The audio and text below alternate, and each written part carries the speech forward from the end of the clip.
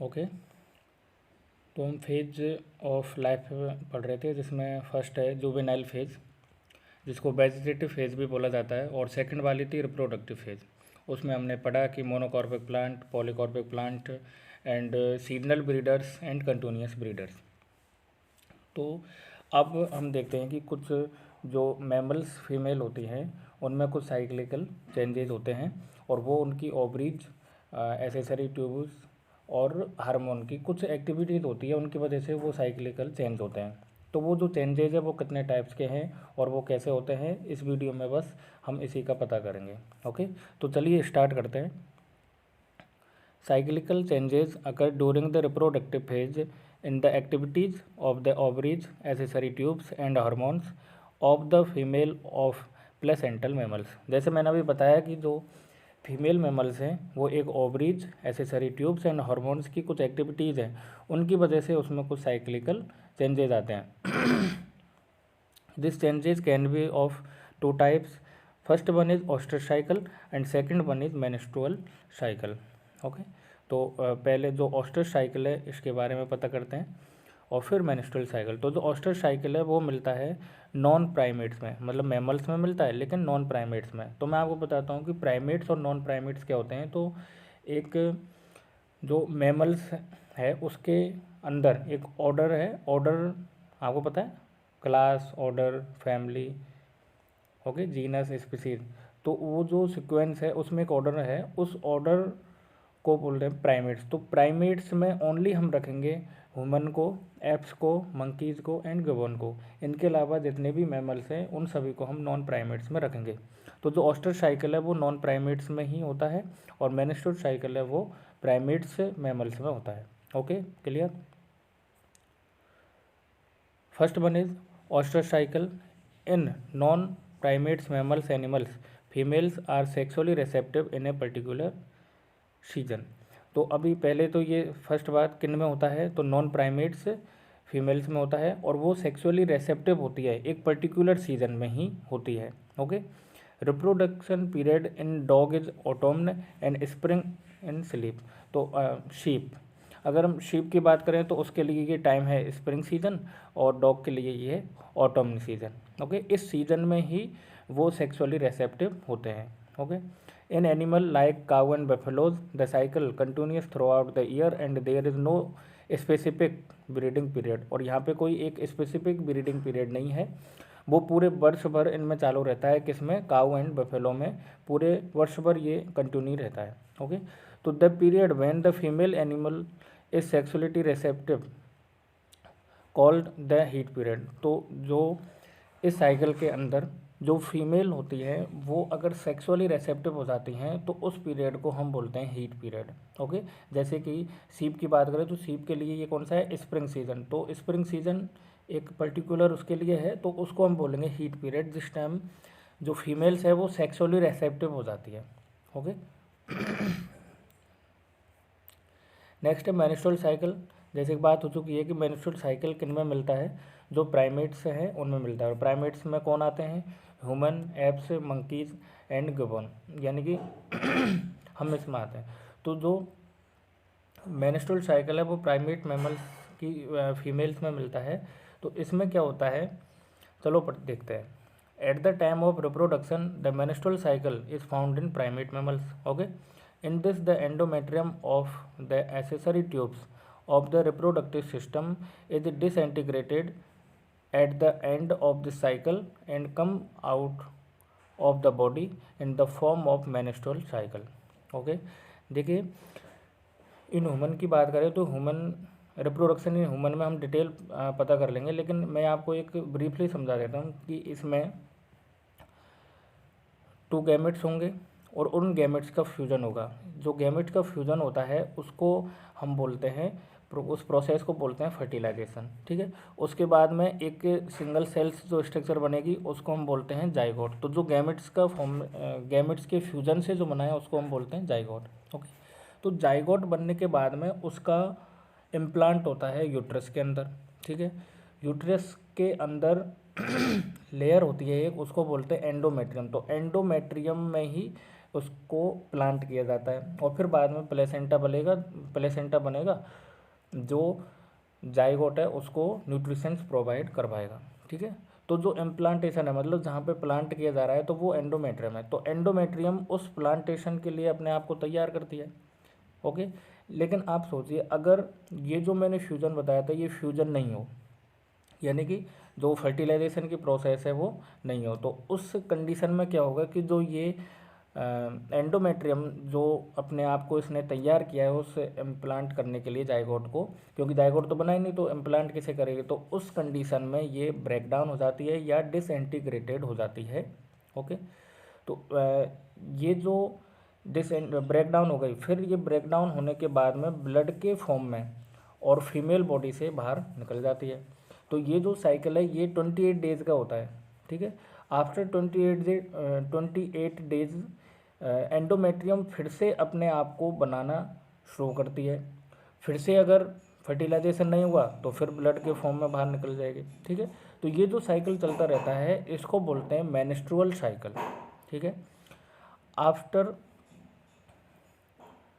After 45 to 50 years of age the menstrual cycle stop, this is called menopause। तो 45 to 50 years की as के बाद में menstrual cycle stop हो जाता है, तो इस कंडीशन को हम बोलते हैं मीनोपॉज। और आपको पता है ये 11 to 14 ईयर्स की एज में स्टार्ट होता है, और जब इसको स्टार्ट होता है उस टर्म्स को बोलते हैं मीनार्क। क्या बोलते हैं उसको? मीनार्क। ओके,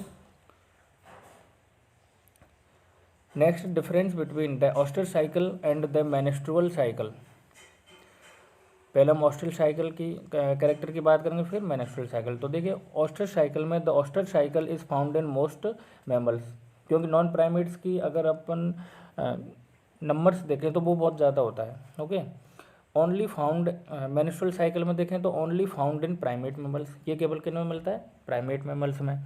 ऑस्टर साइकिल में there is no monthly secretion, कोई भी मंथली सिक्रेशन नहीं होता है, और यहाँ पे मेंस्ट्रुअल साइकिल के अंदर मंथली सिक्रेशन होता है इस साइकिल के एंड पे, जैसा कि मैंने अभी बताया था कि 28 डेज के बाद अगर ह्यूमन की बात करें तो द एंडोमेट्रियम इज रीएब्जॉर्ब। तो इनकी जो एंडोमेट्रियम होती है ऑस्ट्रस साइकिल, जो ऑस्ट्रस साइकिल जिनमें होता है उनकी एंडोमेट्रियम रीएब्जॉर्ब्ड हो जाती है। ध्यान रखना कि वो ब्रेक डाउन नहीं होती है, बट मेंस्ट्रुअल साइकिल में that disintegrating endometrium moves out of the body with blood at the time of menstrual secretion. तो जो मेंस्ट्रुअल सिक्रेशन होता है उस टाइम पे वो ब्लड के फॉर्म में फीमेल बॉडी से बाहर निकल जाती है एंडोमेट्रियम ब्रेक डाउन होकर के। यहाँ पे कोई रीअब्जॉर्ब नहीं होती, ब्रेक डाउन ही होती है, और जब 28 डेज के बाद जब ये साइकिल ख़त्म होता है तो वो वापस दूसरी बनती है।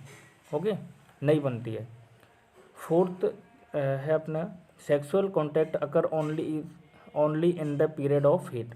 तो जो हीट पीरियड अभी मैंने बताया था उस समय ही ये सेक्सुअली कॉन्टैक्ट में आते हैं, क्योंकि उसी टाइम जो फीमेल है वो सेक्सुअली रेसेप्टिव होती है।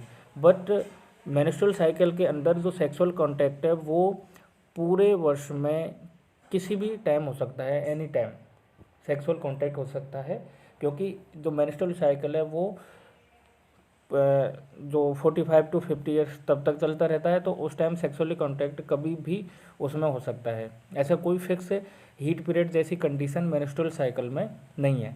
Okay, next do you know, या आपको कुछ मैंने 4 फैक्ट्स बताए हैं जो आपको पता होना ज़रूरी है। जैसे फर्स्ट की बात करें, first one is human being apes monkeys gibbon etcetera are members order primates of the class mammals and hence are called primates।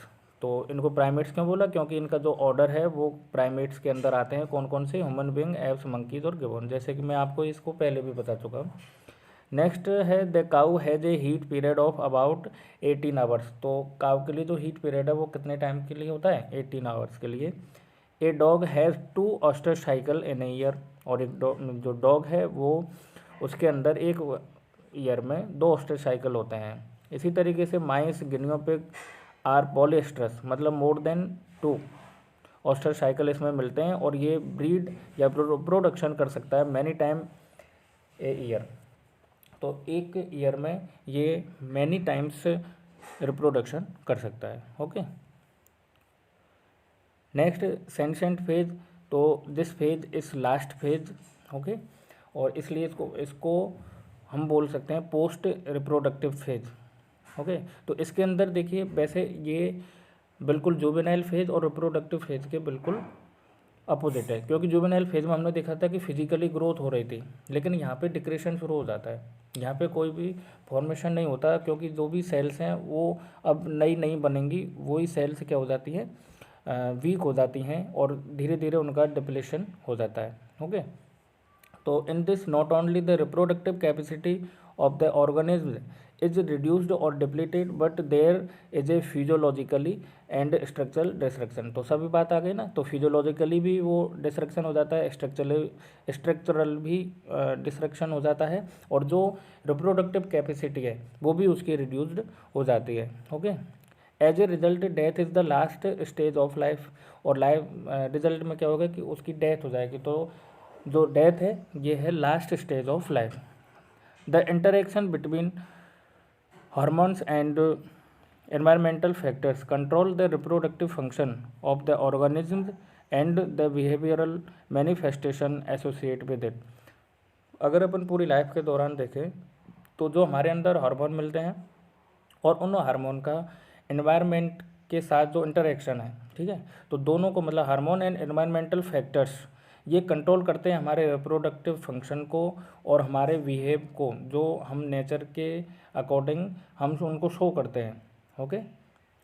जैसे कि पूरे व्यवहार की अगर बात करें, जैसे सभी जगह अगर अपन देखें तो एनवायरमेंटल अलग अलग होता है, तो उस हिसाब से एनिमल्स या प्लांट्स में डाइवर्सिटी पाई जाती है। तो ये सब हार्मोन्स और जो एनवायरमेंटल फैक्टर्स है ये सारा कुछ कंट्रोल करते हैं ऑर्गेनिज्म का, okay. Never give up, you are stronger than you think. Thanks for watching. तो अगर आपने किसी सक्सेस को, किसी गोल को पाने की अगर आपने ठान लिया है तो आप उसको बिल्कुल छोड़िए मत, जब तक कि आपको मिलना चाहिए, तो तब तक आप कोशिश करते रहो तब तक वो मिल जाए। ऐसे you are stronger than you think, और बिल्कुल भी अपने आप को किसी से कमजोर नहीं समझना है, क्योंकि आपको उसमें स्ट्रॉन्ग हो जितना आप सोचते हो उससे भी अगर आप ज़्यादा हो, तो आप देखिए आपके बारे में जितना आप सोचते होंगे उससे भी ज़्यादा आप स्ट्रॉन्ग हो, आप में कोई भी क्वालिटी की कमी नहीं हो, बट आपको पढ़ाई में भी लगाना, जैसे आपका स्टडी करना है, आपका काम है, तो आप अपने दिमाग को और कहीं ना लगा के स्टडी पे लगाओ कि हाँ ये मेरे लिए है, मुझे कुछ करना है। अगर मैंने स्टडी की तो मुझे सक्सेस ज़रूर मिलेगी, मैं ज़रूर टॉप करूँगा, ये अपने दिमाग में रखें, ओके।